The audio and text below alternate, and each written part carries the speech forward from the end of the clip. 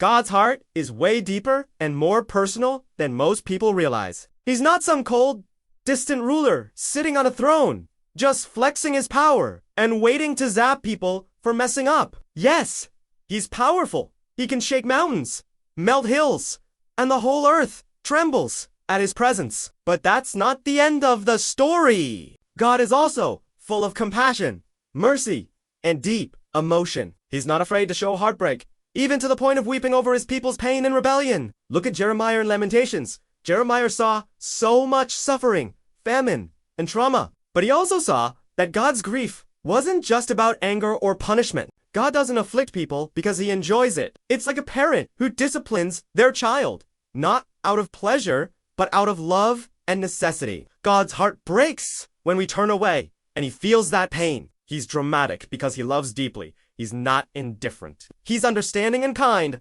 always looking for a way to show mercy and bring us back, even when he allows grief for a season. So, when you see God crying or heartbroken in the Bible, it's not weakness, it's the strongest kind of love. He's powerful enough to destroy, but chooses to be patient, to feel, to wait, and to restore. That's the God we're dealing with. Kaya't sasabihin mo sa kanila ang salitang ito, may luha ang aking mga mata gabi at araw.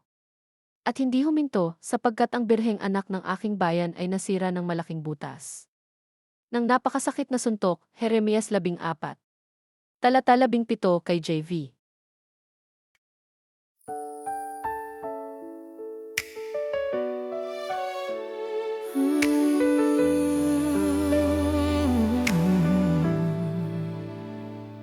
Puso ng Diyos ay mas malalim at mas personal kaysa sa karamihan ng tao.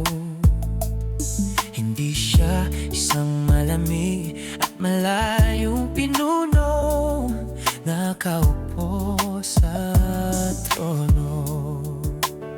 Nagpapakita lang ng kapangyarihan at naghihintay na parusahan ng mga nagkakamali. O siya'y makapangyarihan, kaya niyang yanigin ang mga bundok, tunawin ang mga burol, at ang buong mundo ay nanginginig sa kanyang presensya. Pero hindi pa tapos ang kwento. Puno rin ang Diyos ng haba de awa at malalim na damdamin. Hindi siya natatakot pakita ang pagkasawi sa puso, kahit na umabot pa sa punto ng pagluha. Dahil sa sakit at paghihimagsik ng kaniyang bayan. Tingnan natin si Jeremias at ang panaghoy ng pagkaraming pagdurusa. Tagdutom at trauma ang nakita ni Jeremias, pero nakita rin niya na ang kalungkutan. Hindi lang tungkol sa galit o parusa. Hindi pinapahirapan ng Diyos ang mga tao, dahil gusto niya ito.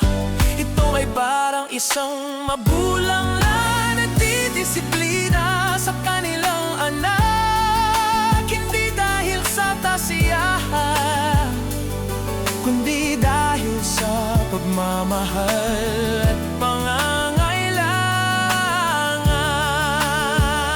Nasasaktan ang puso ng Diyos kapag tayo ay lumalayo at nararamdaman niya. Ang sakit na iyon, traumatic siya, dahil malalim siyang magmahal.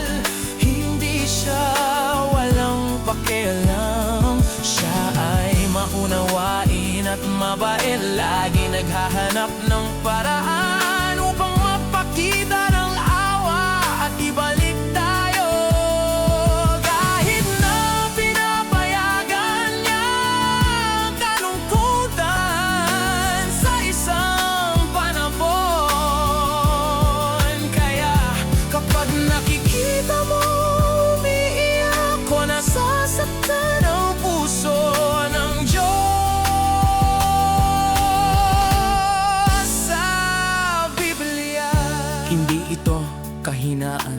Ito ang pinakamalakas na uri ng pagmamahal.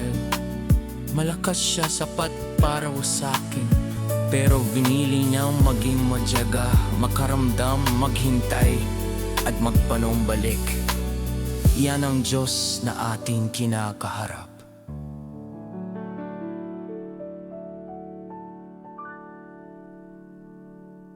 Paki-share po ang channel, si Jesus ay Hari, sa ikaluwalhatian ng Diyos.